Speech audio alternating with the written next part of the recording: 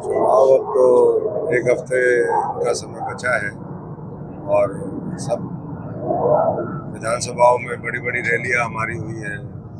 गांव में जनसंपर्क चल रहा है। हमारे सभी जो फ्रंटल ऑर्गेनाइजेशन है, हमारे मोर्चे हैं, वो अपना काम करने में लगे हुए हैं।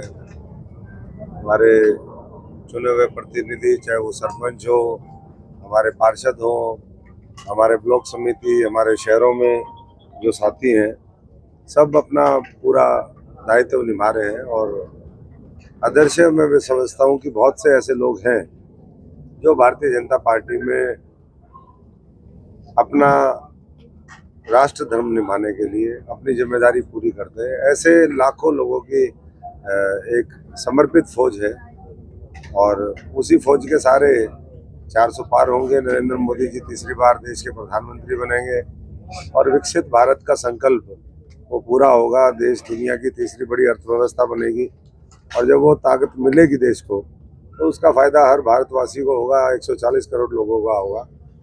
इसलिए सिरसा के लोगों ने भी मन बना लिया है कि 400 फूलों से ऊपर का जो गुलदस्ता बनेगा, उसमें एक सुंदर सा फूल जो है वो सिरसा का भी जोड़ेंगे और केंद्र की सरकार में हिस्सेदारी हमारी।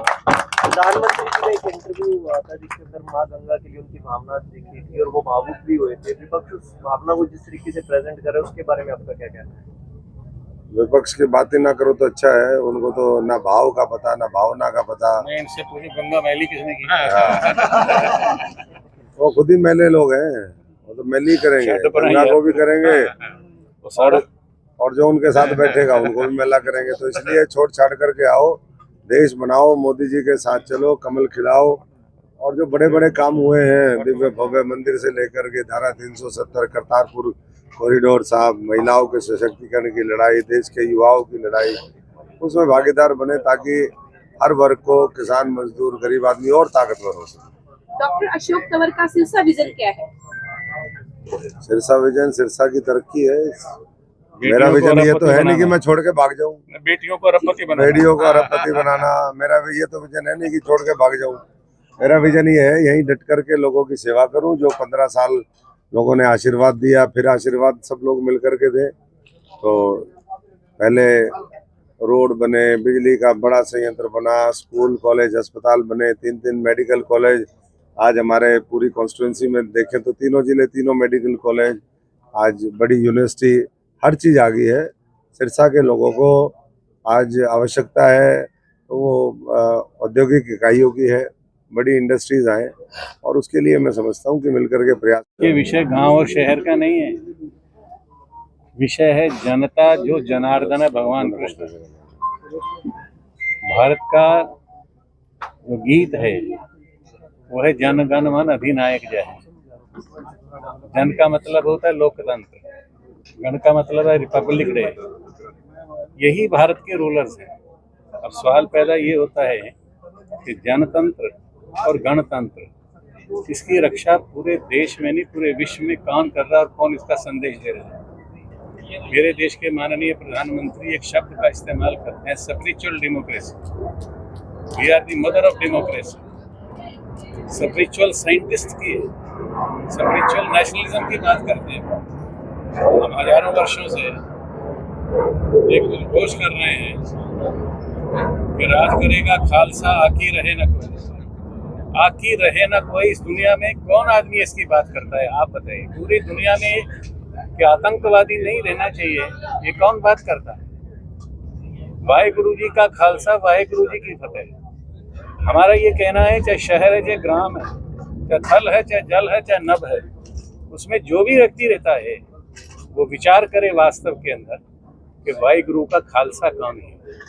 आज पूरे विश्व के अंदर दुनिया कह रही है कि वाहेगुरु का खालसा नरेंद्र मोदी है। उनके प्रतिनिधि के रूप में, उनके दूत के रूप में, राजदूत के रूप में कहिए, हमारे पास अशोक है।